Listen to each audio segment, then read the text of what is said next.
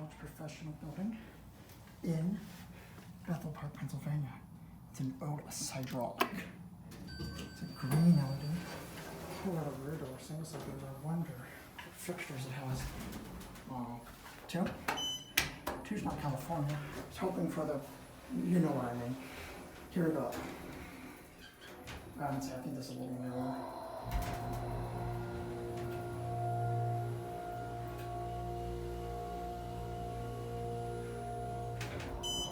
Two.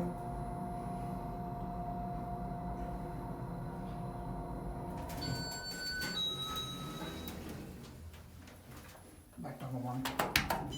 Certificate installed in 2006. Yeah, I was gonna say it's a little newer.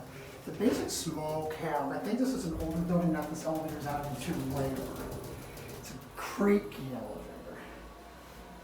Apparently the elevator is a premises, and we're not in the metric system, we're in the imperial system, but whatever, the metric system is better on you. We're here, I got one.